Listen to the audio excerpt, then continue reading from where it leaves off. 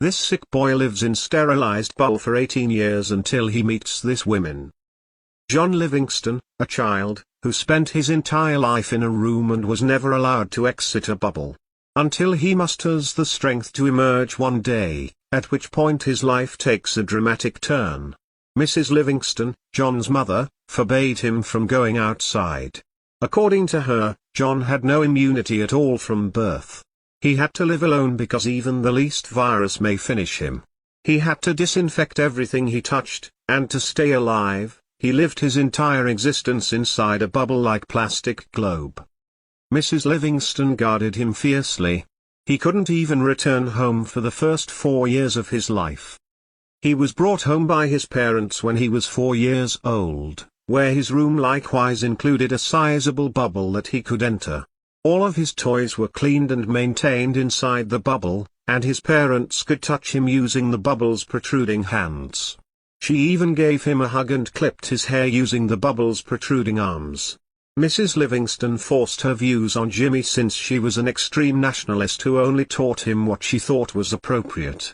John agreed because he had no other options.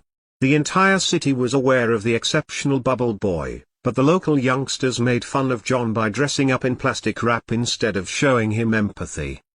John only ate handmade food, and a decontamination systems was in place to remove any germs from it before he ate it. John grew up like any other child, finding happiness when he received an electric guitar instead of a car. 16-year-old John observed a new girl named Kim arriving into his neighborhood one day while peeking out his window. He fell in love with her, but he was unable to stop it. He knew nothing about girls or love. Mrs. Livingston recognized his obsession and informed him of a tale of a kid who perished after touching the next-door girl. Kim also notices John watching her from his window. He was experiencing something, but he didn't know what. John called to his mother without knowing what to do. Mrs. Livingston entered. She made him take the oath of allegiance until he turned calm. John was made fun of by a group of Kim's well-liked friends, but Kim appeared protective of him. She rang the Livingstons' doorbell one day, and Mr. Livingston let her in. Kim follows the network of plastic tubes throughout the home, which she found fascinating, to get to John's room. John looks at a woman other than his mother for the first time, surprised and anxious. Kim starts a discussion with him and mentioned how much she liked his instrument. Jimmy makes an attempt to teach her how to play it using the bubble's protruding hands. John and Kim began spending time together every day after that day. Mrs. Livingston didn't like their friendship, but she was powerless to stop it. Following that is a montage of their interactions, including Mrs. Livingston letting children celebrate Halloween in John's room. On her birthday night, Kim sneaks into Jimmy's room through the windows. She tries entering the bubble claiming she is unable to avoid him any longer. But before she could enter, she passes out. Later, Kim's boyfriend Mark makes a marriage proposal to her. She arrives to tell John that their wedding will take place this weekend in Niagara Falls. John feels dissatisfied, but his expression doesn't reflect it. Jimmy doesn't care about the gift she gave him and placed inside his decontamination tube. Instead, he returns the guinea pig to her and requests that she go. When John finally opens the present, he discovers a "I love you" snow globe inside. He yells her name in surprise and decides to travel to Niagara Falls to prevent the wedding. He puts a lot of effort into creating a portable bubble shield for himself, and he eventually succeeds. Then, without his parents' knowledge, he sneaks out of the house. John arrives at the bus station and asks someone there for a bus ticket, pleased to be running for the first time. Jimmy, however, fails to bring any cash. He is hit by a bus as he crosses the street in a distressed state. His bubble saves him as he falls to the ground in a soaring arc. He is offered a ride by the bus passengers when they emerge from the vehicle. Despite learning that the folks are members of a religious cult, John embraces it with joy. He points it out, and they violently throw him from the bus. When the cult group gets there, the leader proclaims a round guy inside a globe as the Messiah sent by God. After realizing that John saved them, the group goes in search of him. John meets Alex, a biker, in the midst of everything. John informs him that the love of his life has wed another person. As a result of being impressed, Alex tells him about his former flame, Wildfire, whom he still loves. The two travel together to Niagara Falls after he offers John a ride. Mrs. Livingston panics when she discovers John absent at home. Given that the police would only begin their search for John after 24 hours had passed after his disappearance, Mrs. Livingston and her husband left to find him. Meanwhile, Alex and John arrive in Vegas and make a rest break. Even though Jimmy only has 2 days before the wedding, they had a great time gambling. As a result, John abandons Alex at the bar, borrows a scooter, and takes off on it. After some time has passed, John eventually stumbles upon his parents' car, who attempt to stop him from fleeing. John suffers a collision as a result of his haste. Fortunately, though, his bubble causes him to bounce into a moving train.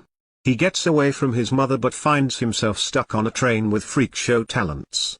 He learns from the freaks that their master, Dr. Max, keeps them imprisoned and utilizes them in his freak show. Later, Dr. Max, a dwarf, introduces himself to Jimmy. With his bubble, he accidentally knocks the man to the ground while freeing the other freaks. After that, John keeps traveling towards Niagara Falls. However, he finds that he can hardly operate a scooter any longer, so he goes to a restaurant to hail a ride. There, Push Pop is victimized by a group of police officers. They start to believe John has a contagious illness and flee the scene when John admits he is immune. In the commotion, the restaurant catches fire, and Push Pop gives John a ride to the Niagara Falls. When Mrs. Livingston contacts Dr. Max in another location, he informs her that John is visiting Niagara Falls. Push Pop and John are on their way when they hit a cow in the middle of the road. Push Pop is distressed because, in his religion, cows are a symbol of God, but following his mother's word, John tells him that his religion is false. This offends Push Pop, so he leaves John on his own. John then somehow reaches New York. He asks for a ride from an old man named Pippi, to which he agrees. John soon realizes that Pippi is lying lifeless, and the car hits a billboard. John goes into a grocery store and calls Kim. Mark picks up the phone and tells John to give up because he is about to marry Kim in an hour. He phones his mother and wants her to come get him up since he is now completely hopeless. Mr. Livingston queries John about his first ever experience being outside while Mrs. Livingston is not around. John is cautioned by Mr. Livingston not to give up before attempting. John heeds his advice and rushes to halt the wedding. When Mrs. Livingston notices this, they drive after him. The cult gang locates John at the same moment and pursues him as well. Along with his motorcycle buddies, Alex arrives to save John. Alex makes eye contact with Mrs. Livingston, his former love Wildfire. It turns out that they are all traveling on a runway. John ends up boarding a flight along with an experienced pilot.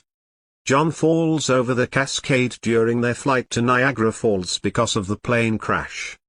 Fortunately, his bubble prevents him from drowning. He emerges from the water somehow, then dashes to the wedding. John walks inside the church and declares his love for Kim. He risks his life by tearing his bubble open to kiss Kim since he knows this is his last chance to convince her. But immediately after, he loses consciousness. When Mr. Livingston urges Mrs. Livingston to tell everyone the truth, she laments the loss of her son. John abruptly awakens when Mrs. Livingston humiliatingly admits that he is healthy. It turns out that she had been lying to him for all these years in order to shield him from the miseries of the outside world. When his mother says that she did it to keep him safe, John is shocked but forgave her. Finally, to the applause of all, he embraces Kim. A few months later, John and Kim are seen getting hitched. Everyone he encountered on his travels is present at their wedding. Finally, John finds the love of his life and achieves true bliss.